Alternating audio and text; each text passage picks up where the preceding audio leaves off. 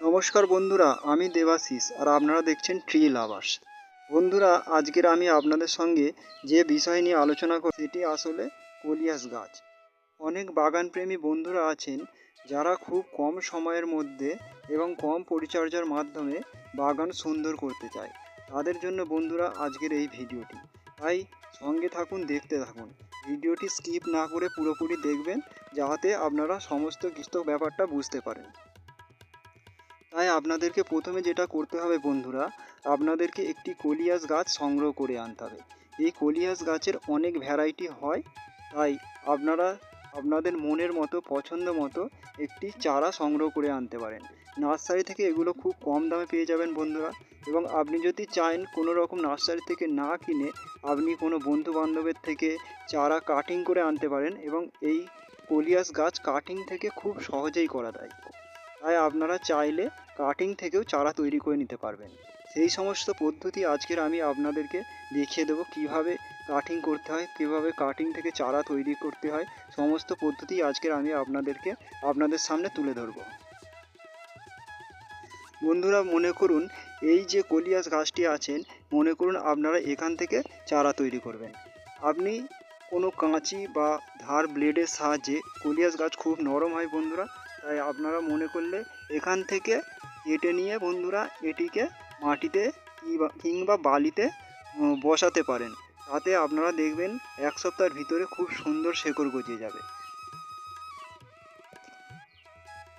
এবং যখন শেকড় গজিয়ে যাবে বন্ধুরা, তখন আপনারা এক সপ্তাহ ওয়েট করার পরে যখন নতুন নতুন গাছের পাতা ছাড়তে শুরু করবে, তখন আপনারা গাছটিকে রিপোর্ট করতে পারেন।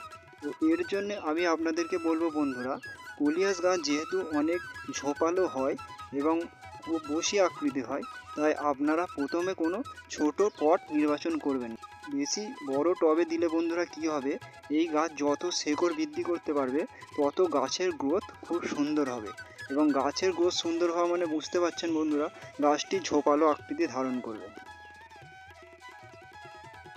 এবং কিভাবে গাছকে ঝাঁকালো করা যায়, ঝোপালো করা যায়, আমি সেই পদ্ধতিটা আপনাদেরকে এক্ষুনি সামনা থেকে তৈরি করে দেখিয়ে দেবো। আপনারা যদি এই গাছগুলিকে প্রথম থেকে পিঞ্চিং করতে পারেন, এবং যত পিঞ্চিং করবেন বন্ধুরা, তত গাছ থেকে নতুন নতুন শাখা পোশাখা বৃদ্ধি হবে। যত শাখা পোশাখা বৃদ্ধি হবে বন্ধুরা, গাছটি তত বসি আকৃতির হবে এবং ঝোপালো হবে। আমি আপনাদেরকে দেখিয়ে দিচ্ছি কোন প্রসেসের মাধ্যমে আপনারা গাছগুলিকে পিঞ্চিং করবেন। মনে করুন বন্ধুরা, এই নিচে দুটি পাতা রয়েছে, তার উপরে দুটি পাতা রয়েছে। তাহলে আপনাদের পিঞ্চিং করতে হবে কোথা থেকে বন্ধুরা? যেহেতু আমরা গাছটাকে একদম নিচে থেকে ঝোপালো করতে চাই, তাই আমরা কি করব, নিচে দুটি এবং উপরে দুটি, মোট 4টি পাতা রেখে বন্ধুরা আমরা উপর থেকে দেখুন গাছটাকে পিঞ্চিং করে দিয়েছি। এবং এই যে বন্ধুরা, এই যে ডোগাটা রয়েছে আপনারা দেখতে পাচ্ছেন, আপনারা চাইলেন কিন্তু এই ডোগাটাকে যে কোনো ছোট করে চারা তৈরি করে নিতে পারবেন। এবং দেখুন বন্ধুরা, আরও গাছ রয়েছে, এখানেও দেখুন নিচে দুটো, উপরে দুটো, তার উপরে দুটো, এখানে মোট 6টি পাতা রেখে বন্ধুরা আমি এই গাছটিকেও পিঞ্চিং করে দেব।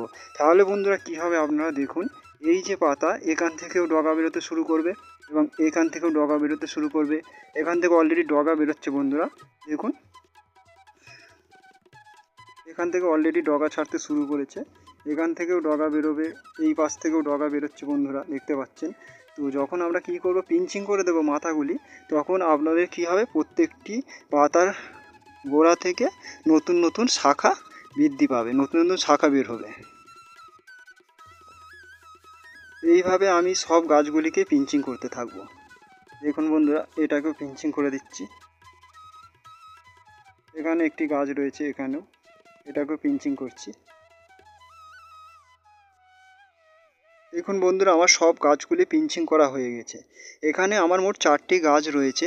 এই গাছগুলো বন্ধুরা আমি 1 সপ্তাহ আগে লাগিয়েছিলাম। আজ দেখুন বন্ধুরা গাছগুলি কত সুন্দর গ্রোথ নিয়েছে।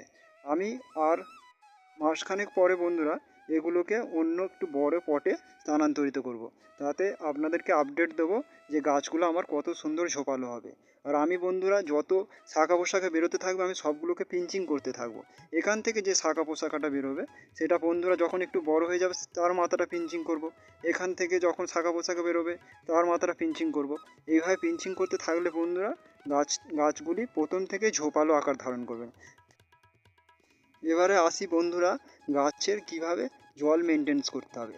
এই গাছ বন্ধুরা খুব বেশি জল পছন্দ করে, কিন্তু মনে রাখতে হবে কোনোভাবেই যেন গাছের গোড়ায় জল না জমতে পারে। গাছের গোড়ায় জল জমলেই বন্ধুরা এই গাছকে আর বাঁচানো সম্ভব নয়। তাই আমাদেরকে নজর রাখতে হবে গাছের গোড়া যেন সামান্য ভিজে থাকে, কিন্তু কোনো রকমভাবে শুকনো না হয়ে যায়। আপনারা যদি এই গাছকে খুব দ্রুত বৃদ্ধি করতে চান তাহলে সরিষার খোল পচিয়ে 4 দিন কি 5 দিন পচিয়ে সেই সরিষার খোলকে একটু বেশি পরিমাণ জলের সঙ্গে মিক্স করে গাছের গোড়ায় অল্প অল্প দিতে পারেন। 15 দিন ছাড়া একবার করে গাছের গোড়ায় দিলেই আপনারা দেখবেন গাছের গ্রোথ কত সুন্দরভাবে হচ্ছে। এই গাছে বন্ধুরা মিলিবাগের আক্রমণ হয়ে থাকে, তাই আপনারা চাইলে সপ্তাহে একবার নিয়ম করে কিংবা যখন আপনারা দেখতে পাচ্ছেন গাছে মিলিবাগ আক্রমণ করছে তখন কোনো রকমের ফাঙ্গিসাইড বা কীটনাশক ইউজ করতে পারেন। তবে আমি বলবো সপ্তাহে একবার করে আপনারা কাকা কীটনাশকটি ব্যবহার করতে পারেন, তাতে খুব ভালো কাজ হবে। আপনার গাছে কোনো রোগ পোকার আক্রমণ হবে না। তাই ভালো গাছ করতে হলে কীটনাশক অবশ্যই আপনাদেরকে সপ্তাহে একবার করে প্রয়োগ করা দরকার। এবারে আসি বন্ধুরা এই কলিয়াস গাছকে আপনারা বাগানের কোথায় রাখবেন। আপনারা শীতের সময় এই কলিয়াস গাছকে 3-4 ঘন্টা টানা রোদে রাখতে পারবেন, কিন্তু বন্ধুরা যখন গরমের সময় গ্রীষ্মকালে আপনারা এই গাছকে খুব বেশি রোদে রাখবেন না। 2-3 ঘন্টা সকালের হালকা রোদে রাখতে পারেন, কিন্তু যখন দুপুরের দিকে রোদের টেম্পারেচার বেশি থাকবে তখন বন্ধুরা এই গাছকে কখনোই রোদে রাখবে না। যখনই দেখতে পাবেন বন্ধুরা নতুন নতুন ফুল বেরিয়েছে তখনই আপনাদেরকে সঙ্গে সঙ্গে কি করতে হবে বন্ধুরা, ফুলগুলোকে কোনো কাঁচি দিয়ে বা নখের সাহায্যে ফুলগুলোকে কেটে দিতে হবে। কারণ বন্ধুরা ফুল যখনই আপনার গাছে থাকবে তখনই আপনার গাছের গ্রোথ স্টপ হয়ে যাবে, অর্থাৎ গাছের বৃদ্ধি ব্যাহত হবে। তাই আপনারা কোনো রকমভাবেই গাছে ফুল আসতে দেবেন না। এই কলিয়াস গাছের সমস্ত পরিচর্যা আপনাদের সঙ্গে শেয়ার করলাম, তাই আপনারা সহজভাবে গাছ করুন এবং খুব ভালোভাবে গাছ লাভার্স চ্যানেলের সঙ্গে থাকার জন্য আপনাদের কলিয়াস গাছে যদি কোনো রকম প্রবলেম হয় সমস্যা হয় তাহলে আপনারা আমাকে কমেন্ট বক্সে কমেন্ট থাকবেন এই কামনা করি। নমস্কার।